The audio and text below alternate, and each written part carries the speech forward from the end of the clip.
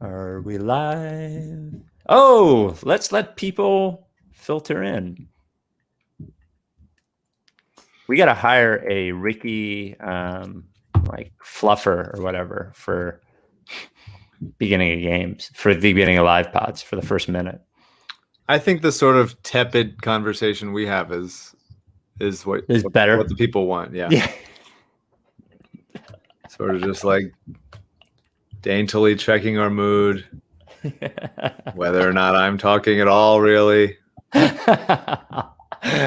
can get a pretty good sense of whether they won or not based on me speaking at all. Yeah. Before the podcast starts. Yeah. Yeah. And your facial expressions during the ads. Like there's another tell, I think, generally.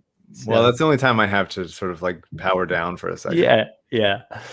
Well, we're live and we're on Twitch and YouTube. So let's do it. Why don't we let's do it. Let's crack open the I don't know if you got one. I'm cracking open wait, let me grab one. Okay. All right, we're not starting until Mike gets a stateside vodka soda, which are available now. Can you see them? You can't really see it. I got to get a different light. Come on, CJ. You got to help me. Oh, you can sort of see it. Stateside. So we're going to be live in a second. Watch the video as we wait to go live. We wait to go live. My favorite thing in the comments is when people talk about our looks. All right, you ready? Nope, not quite yet.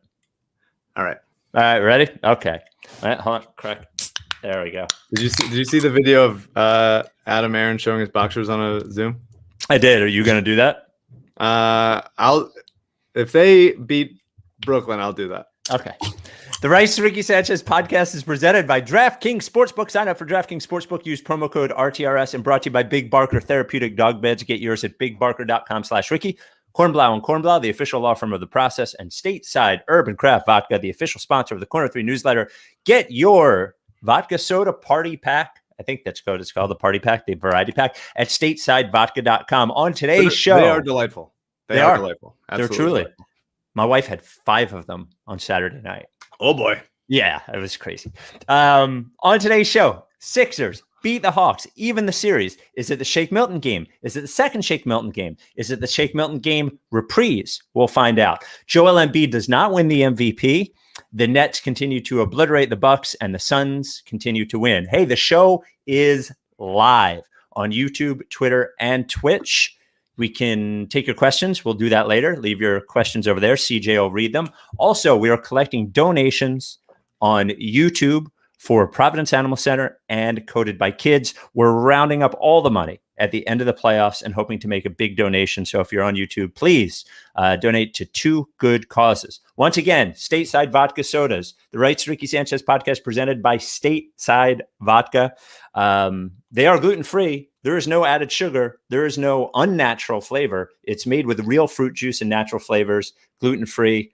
Go to statesidevodka.com. Kosher, did I mention that? 95 calories. Get the party pack, which has orange, pineapple, cucumber, mint, something else, and black cherry. Without any further ado, Amos and the Chef. Larry, sweetie, the man is here.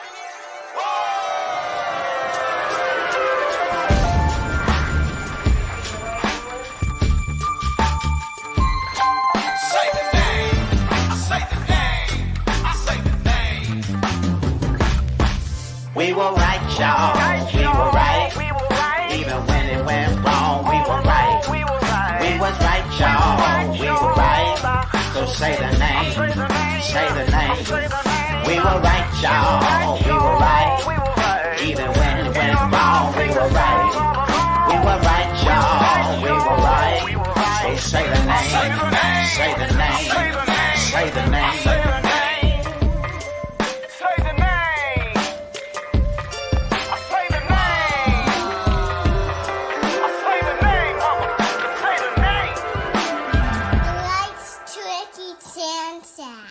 Forever. Welcome, friends, to the Rights to Ricky Sanchez podcast. I'm Spike Eskin, along with a guy who owes Shake Milton $10 million, Mike Levin. I'm thrilled. I am thrilled. I'm Yeah. absolutely delighted. What a nice treat. The most, I have to look at it. I'm saying this out of sort of out of turn, but I would say that this felt like a Shake game like this feels like the most process playoff win that we've ever had. And it just to more come than off the Greg bench, Monroe to starting as center? to be written off. This, I mean, Greg Monroe starting was only negative. There was nothing positive about that whatsoever. But Shake coming in after being derided for 2 months and playing bad basketball, he was not good for a long time. Derided by us. I said he had loser energy. Kicked out of the rotation for a rookie, and Doc goes to him, and he just like caught fire. He looked like he was in Clippers mode. He had like 7 different heat checks kind of back to back. I also want to shout out Dwight. Shake found Dwight a bunch of times, and Dwight also kept us alive in those. Those guys saving the game at a time that the bench usually loses it. When they hadn't scored. They hadn't scored until that Shake 3. Yeah, the bench had, and that was a big 3. Even if it was just that 3, it would have been like, oh, what a breath of fresh air, because the crowd was really kind of in panic mode at that point. The feeling of they're not going to win this game, I thought the first quarter was excellent, but then they sort of took their foot off the gas and then let him back in. And it was like, why are we only up 2? Why is this game close? It shouldn't be. And Shake comes in and what a treat, like a total treat. This, like step backs, 3s, 2s, finding Dwight. The buzzer beater was wonderful. What a time. Shake, man. He's my guy. I ride for him all the time. And I get why people, soured on him. Absolutely. It was a really rough couple months for me on Shake Island. But what he won us the game. They might have won the game without him, but he certainly pushed it into blowout territory. It's great. Well, I mean that 3. This sounds dramatic. That 3 might have saved the entire playoffs. To be quite honest with you, it felt like to me, like the game was slipping away. Like it felt to everybody. That's what the crowd felt like. That 3 was so unlikely. It was the most unlikely 3 in the history of playoff 3s. You mean the buzzer beater? Yes, the buzzer beater. Okay. With the one where he ended up on his butt, like his first 3. I just if he misses that and the Hawks come down and score, the Hawks probably win. I know there's a lot of things that happen after that, but that single 3 could have saved the playoffs. They go down 2-0. They're going to Atlanta. I still think they win the game, but to just put it out of reach. Yeah. Basically, him and Dwight, after a couple of really nice plays, it was just really nice. And to get a standing ovation for Shake, come on, that's as process as it gets. And we're talking about Shake Milton on a game when Embiid had 40, we'll get to him. We'll get to fucking Embiid. I'm thrilled. It's 1-1. It should have been 2-0, but I am really luxuriating. I haven't been to a spa in a long time, so this Shake Milton game is my spa. I am just smelling cucumbers. People are rubbing various oils on me. It's really a delight. I'm thrilled. I can hear the music in the background, the Aveda spa music in the background. Wind chimes, a lot of that. Some random fountain maybe. AU is just sort of like humming falsetto at the top of his lungs. It's really very good. There's a fan behind him. His internet sucks, even though he's at the spa. Anyway, sorry, I'm eating Sour Patch Kids. I can't eat eggs during a podcast, but you can have. You were cleaning your egg dishes. I had 1 forkful of eggs, a single forkful in the morning. That was before the video. Now you can't get rid. You can't get away with it anymore. I'll eat eggs on video. Who cares? Right, let's start. Next win. You're gonna bring some eggs? Maybe some eggs. We'll see. All right. So again, we will get your questions later on YouTube, Twitch, Twitter. We appreciate the donation so far. We're up to like $100 just for this show so far. So that's great. Again, it's all going to the Providence Animal Center, coded by kids. All right. Let's start at the beginning of the game. Ton more energy. Tobias Harris starts off great. Mm-hmm. Looks great. Taking advantage and like Trae Young. Like they start Ben on him and they're hedging they're double teaming more aggressively, not as aggressively as I think I would like, but still doing it. They have him sort of under control. But I'll say this. I was concerned after the first quarter because it seemed like a perfect quarter. It seemed like a quarter where the Sixers hit every shot. And I looked up and I was like, fuck, they only have 33 points. And that was my worry, that they were literally one hot streak away from the lead going away. And it did. And but a great start. You're right. Like energy wise, schematically, and Tobias Harris, I think they started off the game in a way better spot than they certainly than Sunday. Yeah, I mean, it starts from the defense. I think. Well, Danny steals the opening tip and gets an easy bucket. That was a really nice way to set the tone. And the Hawks in the first 6 minutes scored 4 points, and they were both on like contested Bogdanovich long twos. And it was just right away. This is the level we're playing with. But I agree. I think that they absolutely should have been up by more, by a lot. And that was, Gallinari getting hot, Kevin Huerter getting hot, and just sort of taking their foot off the gas. I like that Doc avoided the all bench lineup. That's, I think, good.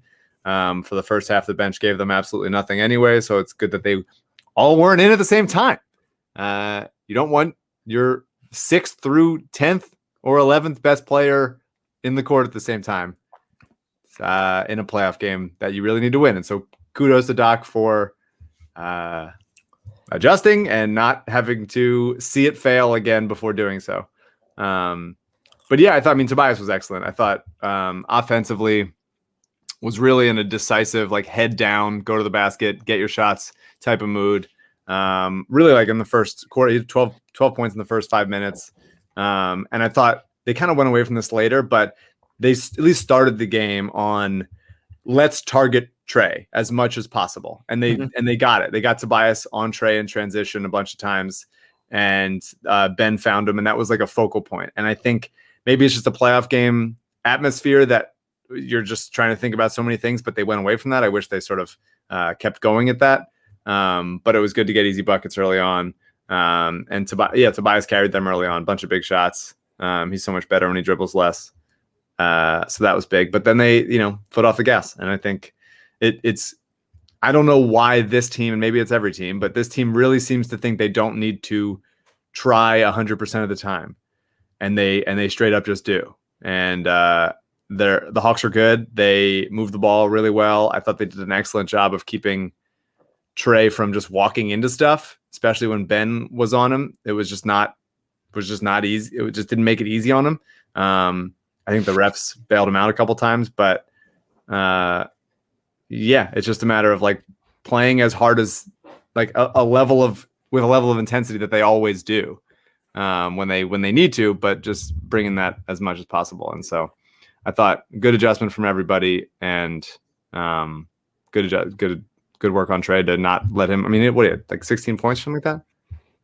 From 16 points 21. from Trey, 21. He ended up with 21. Yeah. He got a couple buckets at the end, but I thought he was mostly a non-factor for most of the game. I think I disagree. As far as like a superstar offensive player can be a non-factor, he was one. They took him out of the play a bunch of times, and it was nice. It seemed to me in the second and third quarters he seemed to figure something out, but it certainly was nothing like the first game, and certainly nothing like what he was against the Knicks. And they were certainly more capable this game than they were the other ones. I agree. I mean, he's just not. He's just not. Trey is just not he's not an elite shooter. Like he's just not. He's a really good player, and he's a really good offensive player, and he's really good at going downhill and tossing up quick lobs to Capella. Although both Ben and Joel intercepted those a couple times, which was huge plays.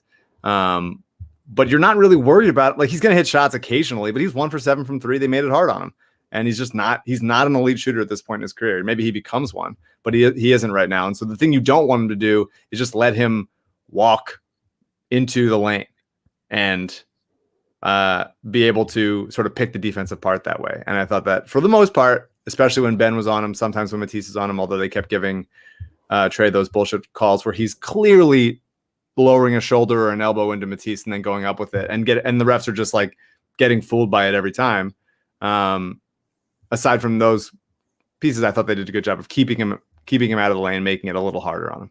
Yeah, I mean, if he becomes like a 15 or 20% better shooter, he's going to be fucking disastrous to play against. He's already tough. But you're right.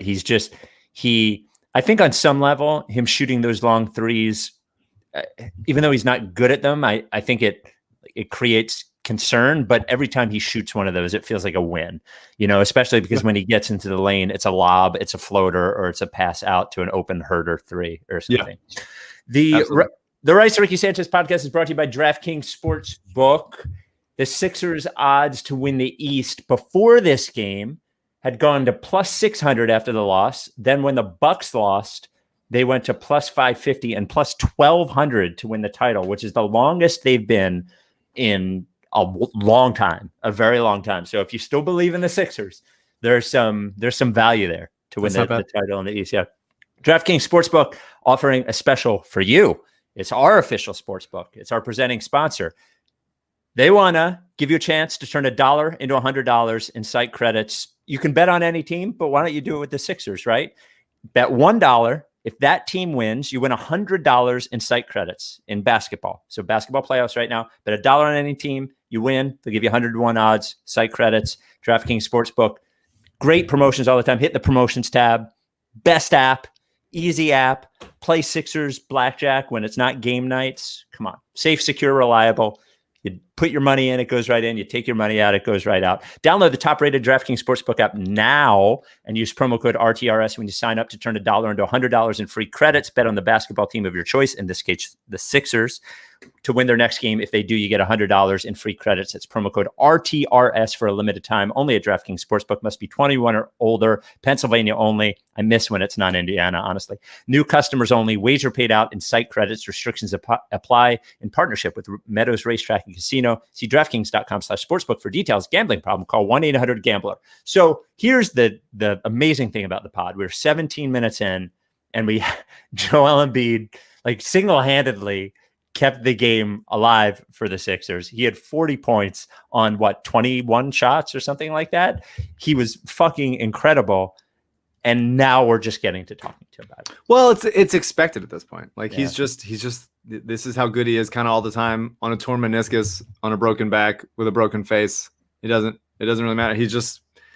I think he's one of the best basketball players in Philadelphia history. 25 points on 25 shots, 40 points, 13 rebounds, torn meniscus, a plus 14. They're just going to always, we've gotten so accustomed to them just winning all of Joel Embiid's minutes. And that's enormous. And what a delight it was. I mean, he started off with it's a career high 40 for a playoff game from him. Ridiculous drive and finish with the left from 23 feet away that started it off, and he looked good. It didn't seem like the knee was bothering him at all tonight. I thought he looked great in game one, but I thought he looked even more better.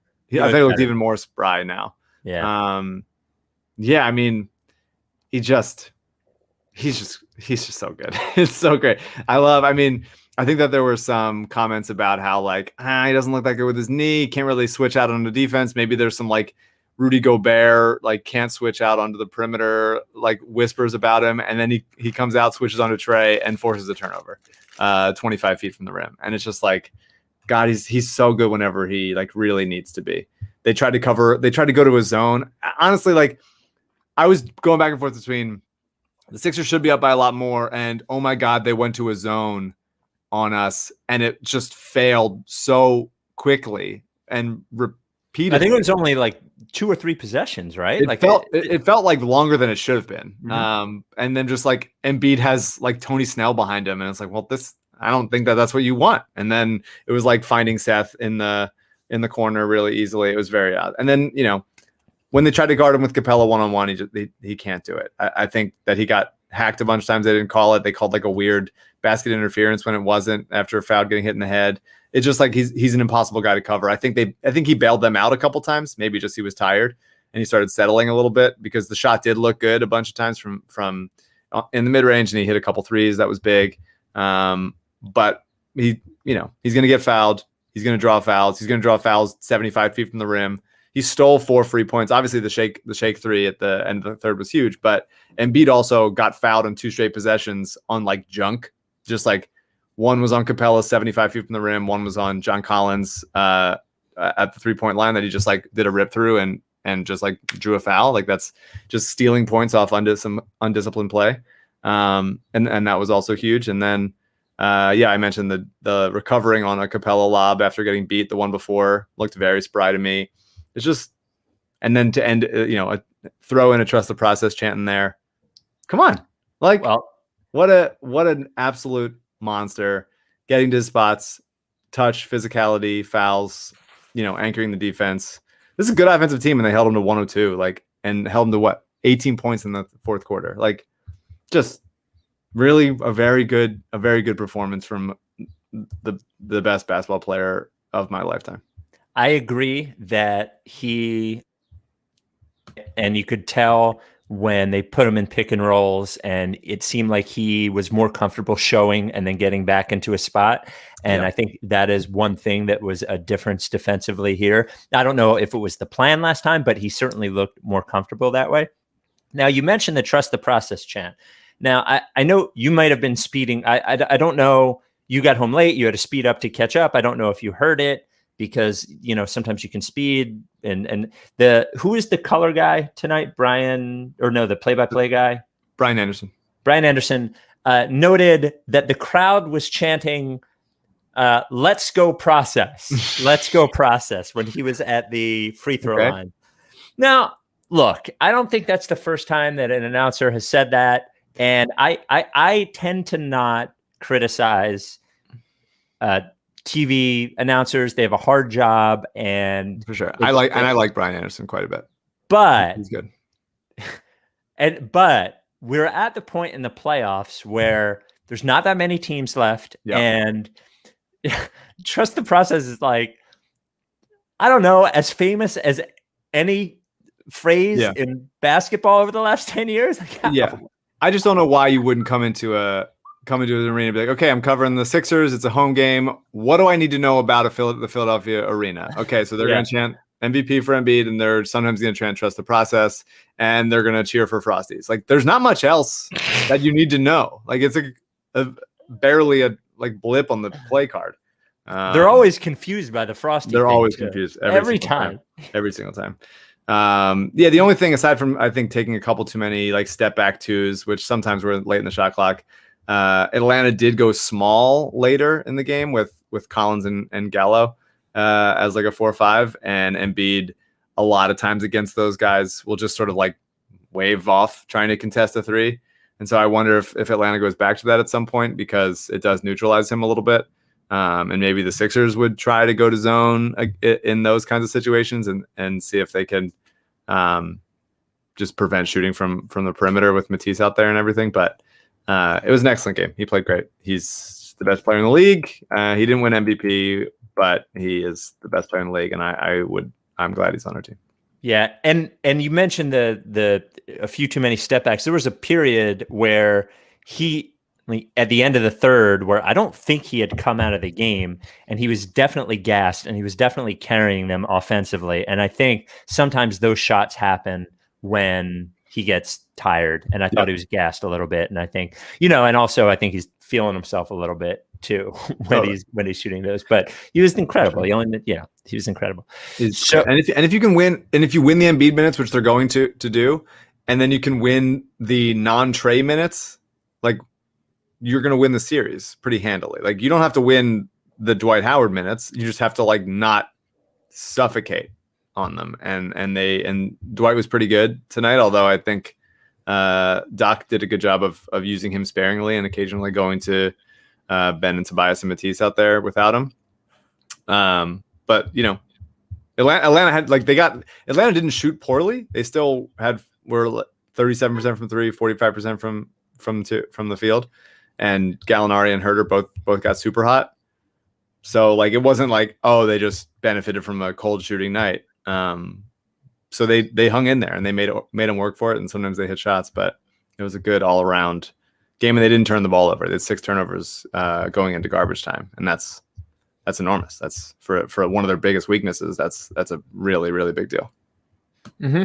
Yeah, And like truly, they win this game by. I mean, what was the final score? Would they win by 16 or 20 or whatever the fuck it was? Well, like a give Doc credit for the adjustment on Trae Young. I'll give Doc credit for putting in Shake Milton when I certainly had at least this ship had sailed for this year, even though I would say that I still believed in him. I got to question why Embiid's in the game with 2 minutes left up fucking 20, jumping around and Euro stepping. I always feel that, but he only played 35 minutes, which is on par for a playoff game, if not a little bit lower. He could have taken him out, but I think Embiid's like, let's just make sure we get this. You don't want them to get hot. They're a good shooting team, whatever. He probably didn't even need to come back in, to be quite honest with you, at the 7-minute mark. Yeah, I agree with you for sure. Ben, I thought, played an excellent defensive game. I thought he was just absolutely phenomenal on the defensive end. I thought he really set the tone, grabbing and going and finding shooters in transition. Seth was 5 of 6 from 3, largely because of Ben just finding him in the shooting pocket a bunch of times. I thought he did such a good job denying the ball from Trae. Trae is not a good player when he's rushed, and Ben is one of the few players in the league that has the length and quickness to stay with Trae and also make it hard on him. And Trae taking a 28-footer and Ben blocking it was just unbelievable. I mentioned the knocking away a Trae Capella lob. But at the same time, like, Ben was not nearly aggressive enough in the half court. Not at all. He was almost...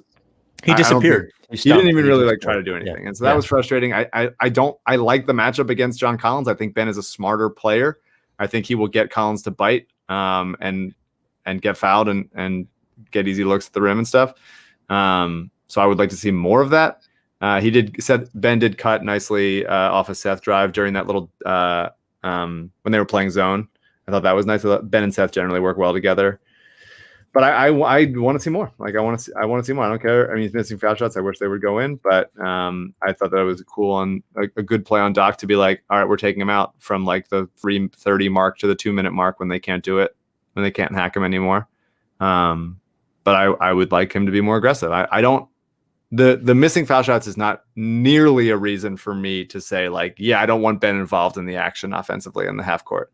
And so I want to see more of that. We saw it against Washington a bunch of times, and I want to see it here because they're going to need it, because he's just standing there a lot, and he's too good to do that. Well, so I remember talking to Mike O'Connor of the Rights Ricky Sanchez during the Washington series, and he mentioned to me, we were talking about how bad a defensive team Washington is, and he said, hey, in the next couple of series, he said Washington does not wall off the lane in transition, and Ben takes advantage of it. And he goes, he said to me, he was like, that's not going to happen. And what seems to happen is when Ben can't get those, it affects the rest of his game, like pretty like a lot. And this game in particular, like there were times where he wasn't even bringing the ball. Curry was bringing the ball up, but he would just, he just disappeared. He wasn't doing anything. He would just sort of hang out next to the lane. Yeah. And they need at least more activity out of him than standing down by the hoop. Yeah, and he's been willing to set screens and does that a lot, and that's obviously helpful. I don't think that they have enough good passers to find him rolling off of those screens, so I don't think it's as helpful as it could be. Mm-hmm. And I don't mind him using 75% of his energy stopping one of the best offensive players in the league in Trae Young. I need something in the half court because he's good at it. Like I don't subscribe to the belief that he can't do anything in the half court, that he can't do anything with the ball in his hands, because we've seen it. We've seen him do it, and I like these matchups with him, especially like Gallinari. Just like beat him off the dribble. And so I want to see more of that, because I think, especially in non-Embiid lineups, sometimes you get, although Ben and Embiid are paired up a lot, when you get like Tobias over dribbling, you can, although Tobias was good offensively tonight, you get like, it becomes stagnant very quick. And so I think Ben, whether in semi-transition or just like exploiting a mismatch kind of thing, like we can work with that, and we need to.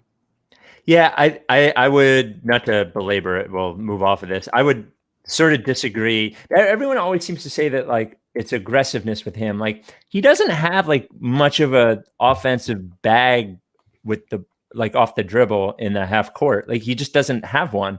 And when like there was a point in the third quarter where Collins, I think, just took like 10 steps off of him and stood in the lane. When that happens, I don't know what he's supposed to do aside run a guy over in the lane. Yeah, I mean, dribble handoff for Seth or Korkmaz, any of that, set the screen. If that guy's not going to be up on the switch, that's fine. When he gets the ball like 10, 12 feet from the rim, turn and face and just like beat him either direction there because you're too fast. Like no one can stop him going that. He's not doing like artful ball handling. It's just like power dribbles, get to his spot, be faster, and get there. And I think, he took the Trae Young assignment and he took it well. Mm-hmm. I agree. But I also really I want to see it because I believe it. I really do believe in it. I believe in him being like effective and also not even effective on the sense of like, percentages wise, but like when there is a level of like, it's disheartening for the other team when a guy like Ben is just so quick and big and strong that he just rams it down your throat. And occasionally he does that. He doesn't do it as often as I want, but like I need like a couple times a game where he's just going to like assert himself in the half court because I really have seen it. And it's and in a series like this, especially with Embiid hurt, you don't want him to carry so much of the load. You don't want him to do those, negate those, take away those Embiid step backs when he's sort of gassed. And let Ben, attack off a cut or in a mismatch in the post or face up or whatever it is. Seth, I thought just running through everybody. Seth, I thought is just he's so findable in transition. Just seems to always be in the right spots there. Sometimes if they're covering him, he doesn't let it fly as much. But he was 5 of 5 from 3 at one point. And I thought that he was just like so helpful. There was that really nice play. I love this play. Somebody missed. I think it was Embiid missed. Danny and Matisse both crashed the glass. Like Danny gets a hand on it, then Matisse gets a hand on it, and like there's 4 other Hawks in there, and Danny slaps it back, and Seth, it goes right to Seth in his shooting motion, goes right up for 3. And those things are just those little slapbacks are so huge for momentum, and Seth being willing to go up with it right away is really big. I thought both Seth and Tobias were really, really bad defensively tonight.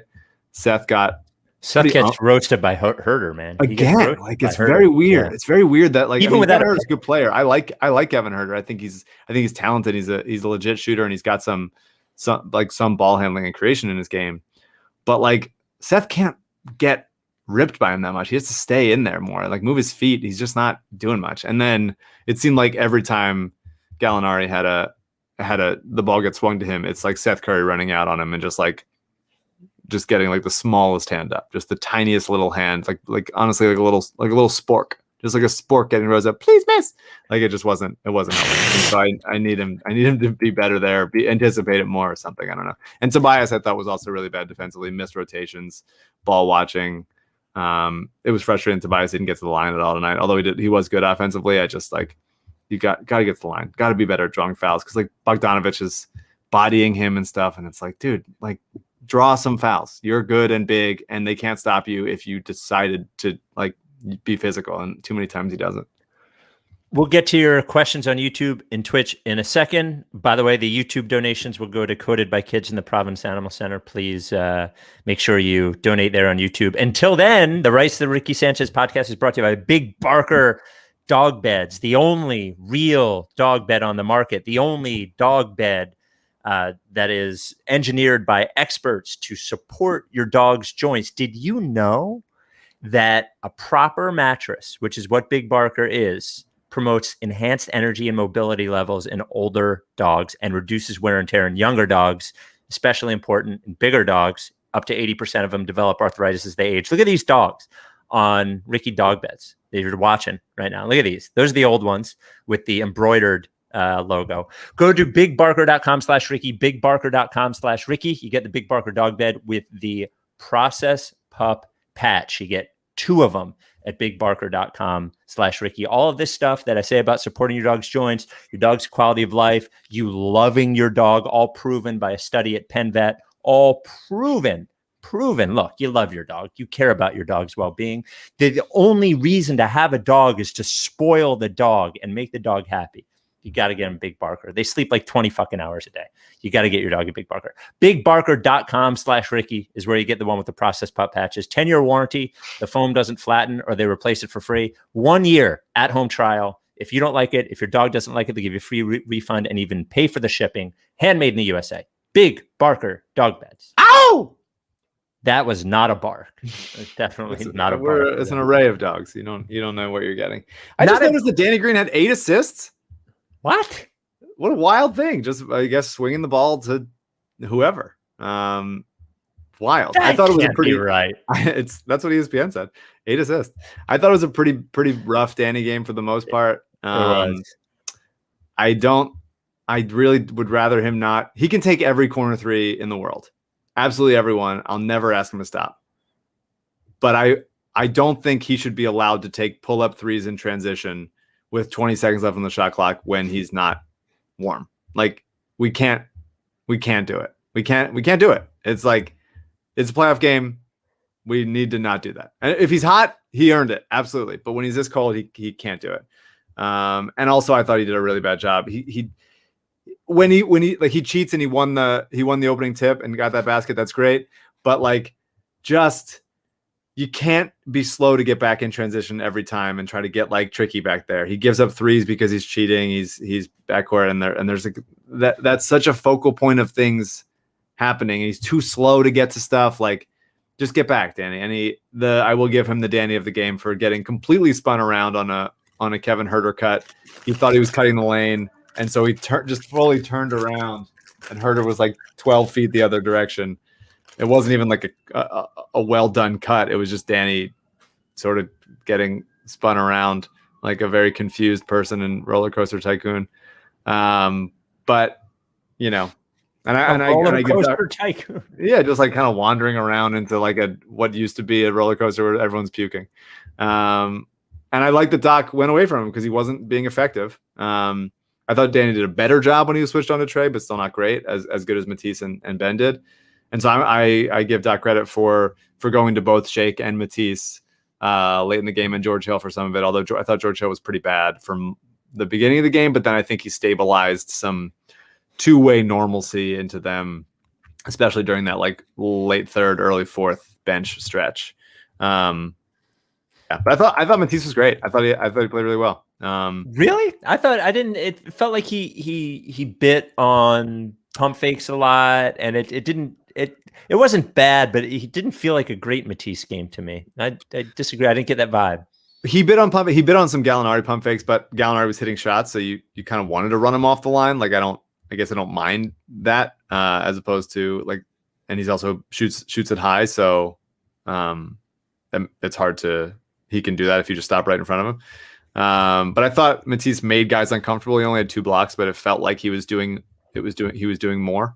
And I think that he played better defense on Trey than he'll get credit for because of those like weak foul calls that they're going on him. Like I don't know what assistant coach or Sixers staffer has to like talk to the refs and be like, watch this. He does it every time, and then you call a foul on my guy. Like Matisse is moving his feet, he's sliding, he's standing straight up, and then Trey is initiating the contact.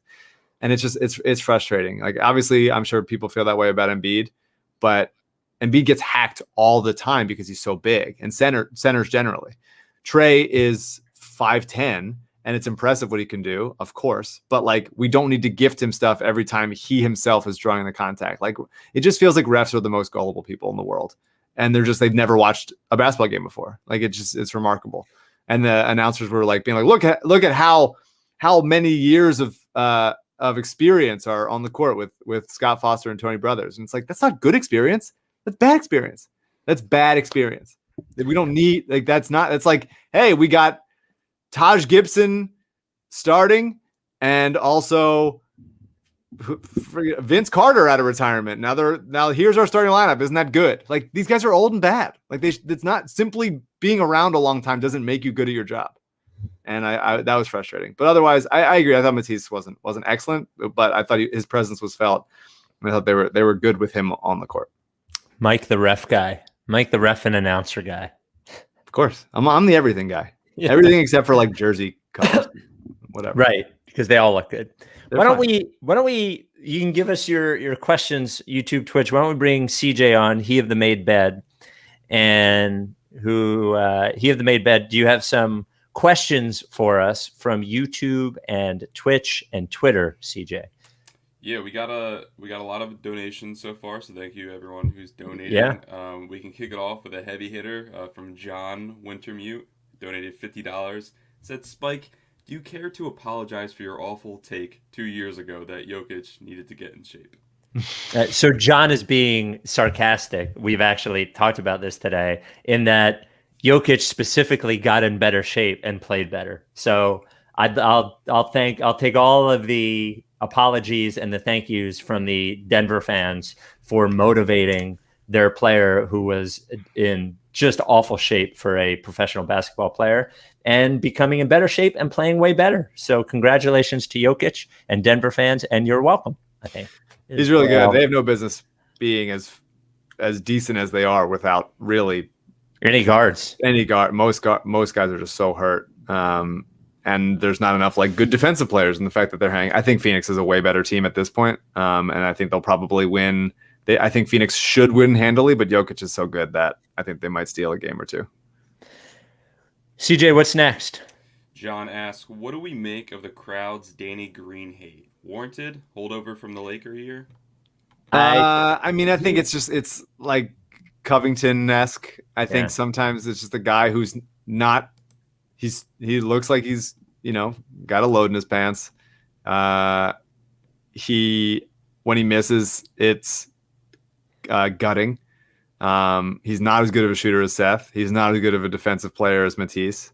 But he's really helpful to winning, and I think there's going to be somebody. I think there was some scattered boos, rightfully so, after Ben went 0 for 2 from the line. But yeah, I mean, Danny gets it. He's won two straight championships, and he got booed as a Laker as they won a championship, and he's been better this season than he was for the last stretch of the Lakers season. But I would like a hot Danny game. That would be good, because it's, after being hot for many months in a row, he's cooled off quick. Yeah, I mean, he is certainly the guy that's going to get booed. I mean, there's just no doubt that he was the guy. I think when I decided I liked him before he ever played a game, I was just basically blessing him with getting booed during the playoffs. So I don't think he gives a shit. Yeah, and I really do. I think Ben Tobias and Embiid are going to play every time, and those last two spots are open season for whoever is playing well. And I think that, like, in game 1, I think it was Korkmaz, Matisse, Doc went to for a while. In game 2, it's Matisse and Shake, who was beautiful tonight. And I think just going with a hot hand, earning that is good, and then going offense defense is nice. Give us another, CJ. Big Korean Booty wants to know how much weight would you put into Shake's performance tonight, and whose minutes would he take in the rotation when there's already a lot of bench play? Other bench players. I mean, he could take Shake. He could take Tyrese Maxey minutes. He could take a couple of Seth, a couple of Danny minutes. Like, you can find 12 minutes for Shake Milton if he's legit again. Yeah, it's really just like, all those bench guys are going to get like 5 minutes if they're bad, and then whoever is the best of that, whether it's George Hill or Shake or Matisse or Korkmaz or Maxey, then they'll get like 12 or 14 or something like that, and that's fine. I think there is. I don't think we should be like, hey, we have an 11-man rotation and we play all of these guys all the time. But I do think that it's good to have options so that you could go, all right, hot hand. Like, Shake was cold for so long and he looked lost. And to hit one shot and then all of a sudden be so, like, immediately engage into, like, I'm playing the Clippers last year. Doc Rivers is, pissing himself, being like, this is the guy that I thought I was acquiring when I took this job. And it was just big. The confidence level and the comfort that he played with after seeming like turning the ball over, stepping out of bounds on 90% of the possessions that he had prior to this.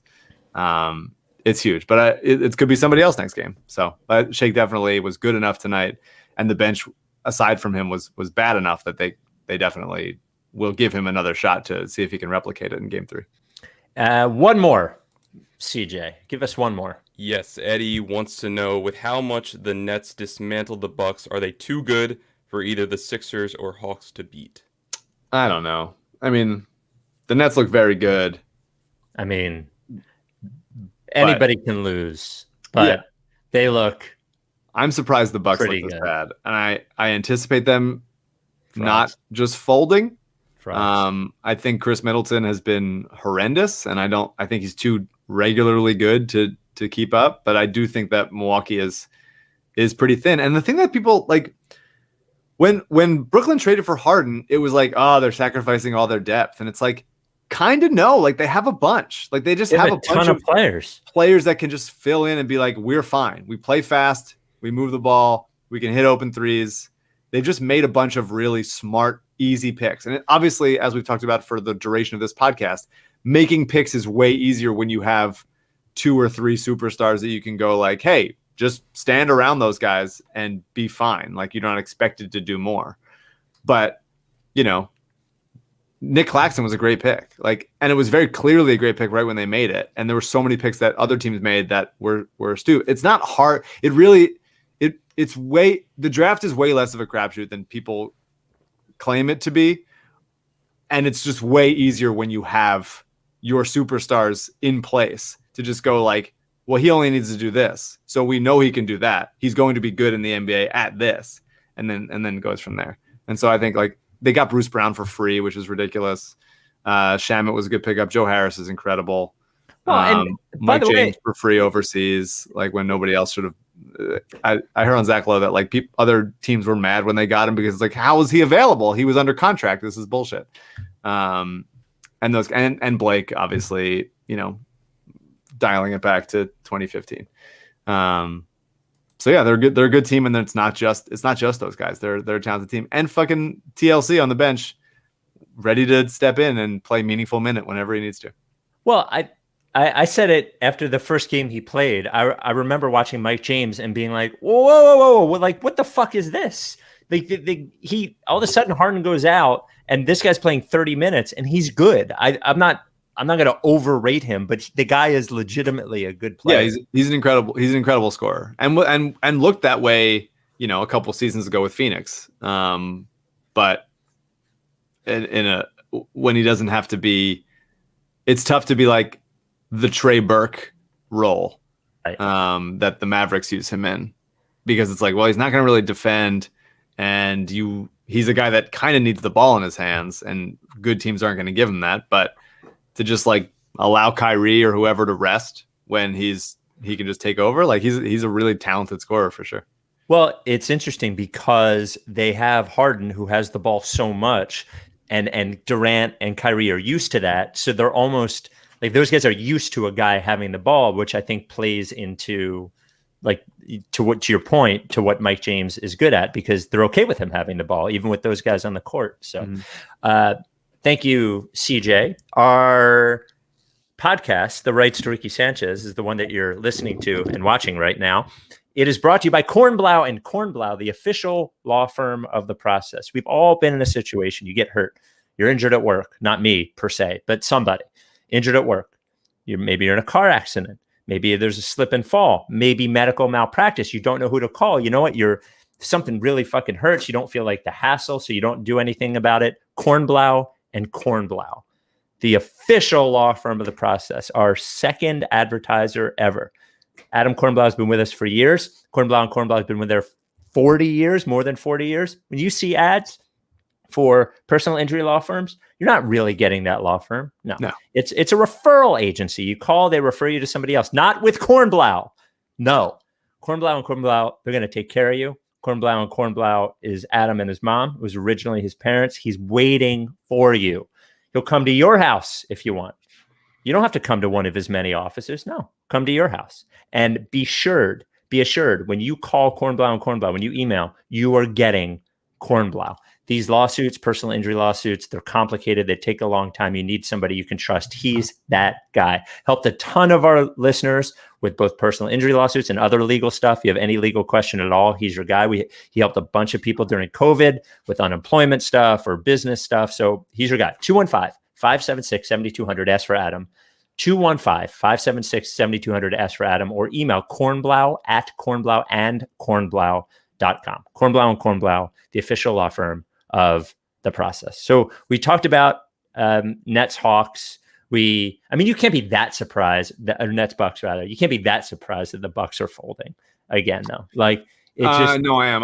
I thought that they were different this year. I thought, and I think they still could be. I think Drew's too good. They have too many good guys, but I think that they are significant. They have significantly less depth than Brooklyn does. And even though the sort of narrative was that Brooklyn traded all of their depth for Harden, which they just didn't.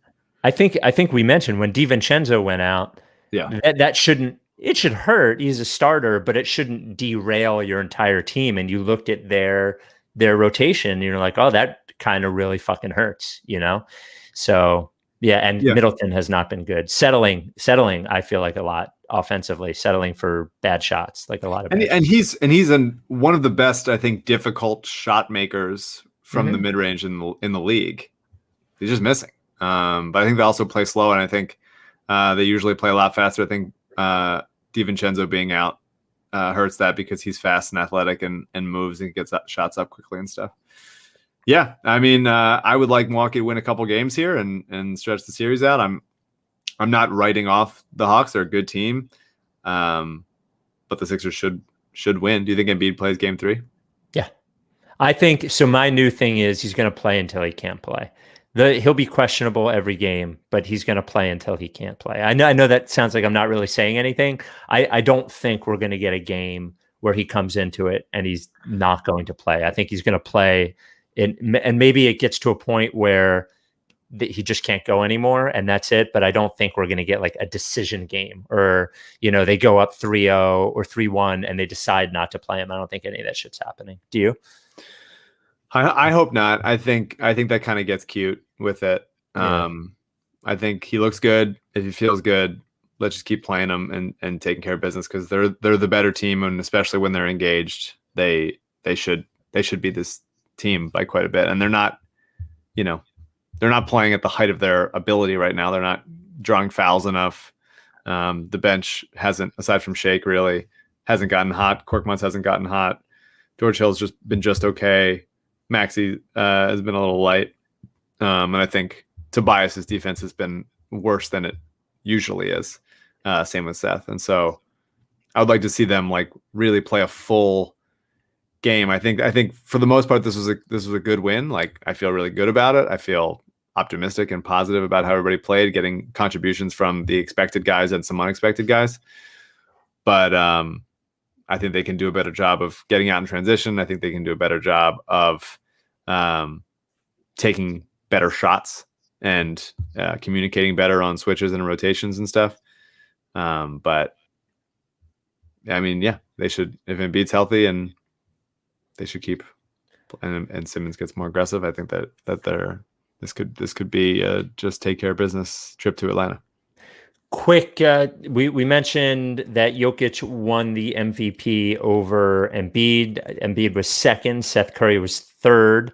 Embiid did get one first place vote. I would like to find out who had that first place vote and reward that person by maybe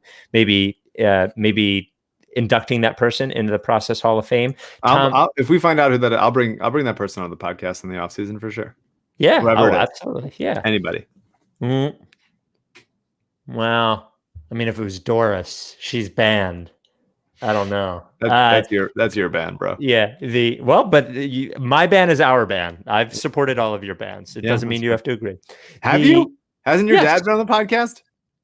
Well, but you supported bringing him on, though. Okay. I mean, generously. Yeah. Look, it was Father's Day. Well, I guess the ban doesn't apply to Father's Day and various other Hallmark holidays. Wow. I thought we had principles. The other award that got handed out was Tom Thibodeau won for for coach of the year, which I saw a bunch of people complaining about it. Like, I think Monty Williams was a better choice, but I think Tom Thibodeau was a fine. Nobody thought that team was going to. Obviously, they didn't play well in the playoffs, but their over-under for wins for the Knicks was 22.5. So sure, but it's not hard to go from pretty bad to decent, and it's really hard to go from both teams were out of the playoffs, and Phoenix was, I think, a legitimate title contender, and no one thought the Knicks were going to get out of. They did add Chris Paul, though. They did add Chris Paul. Sure, of course. I mean, but you're not going to find. I mean, I think what they gave Thibodeau the award because it's like, you did this with no one, but it's like, I guess you can force a bunch of people to just try really hard. Well, it's not easy. He did a good job. Like, I'm not saying he did a bad job, sure. but I just think like Monty Williams should have gotten the award, especially because Thibodeau's won it before. Like, I think Monty Williams is a better choice. He's flamed out from multiple places. He's Doug Collins. Like, we don't need to reward him again. Like, Monty Williams, who's overcome a lot, like, just give, like, he deserved it. And Phoenix is a better team. Like, he should have gotten it for sure. I agree. Now that team is it's the most improved argument with coaches is like a lot of times what it becomes. I think I would actually say that I thought the coach that did not get enough credit this year, and it's a difficult situation to understand, and it's not a typical coach job. It's more like a good Phil Jackson coach job, was I thought Steve Nash, for a rookie coach, and the amount of injuries and changes and things that happened, that team, what did Kevin Durant play 20 games? Kyrie just fucking disappears. Harden, is gone for a month and a half. To keep that ship righted, it's a different kind of coaching job. And I'm not saying that's all him, but I do think he probably deserved more credit than he got for. Yeah, I agree. I think he's better than I thought he would be. I don't know who to give him credit, or Mike D'Antoni. It's weird to be like, Steve Nash did it all, when it's like, well, Mike D'Antoni's like a legendary coach, and also coach Steve Nash. So like, how easy of a situation could he be walking into now with three of the best players in the league? I agree that he was better than I thought he would be. And just maintaining a non-horrible vibe over there is commendable. But yeah, I don't know. I think Quinn Snyder deserves more credit because they were also hurt a lot over the course of the year, and you're watching like a bunch of guys that I love, George Niang, Joe Ingles, like random ass Royce O'Neal, like just like deliver. Jordan Clarkson having a career year, just like random guys doing a lot of good stuff. And just like, obviously I'm not a tremendous Gobert fan, but like there's a system there, and that system works, and they win games. I think Monty should have won it just because of where they came from. But I thought Quinn deserved a little bit more love than he got also. Game 3 is Friday night, I believe. I get this wrong all the time, but I'm 99% sure it's Friday night. It is Friday night. And I'll be coming off of, we have our workplace harassment training that afternoon. Ooh. So I will be watching like 3 hours of that over Zoom. So I will be home for it. So hopefully I won't have to catch up too long. But that's a fun thing for me to look forward to.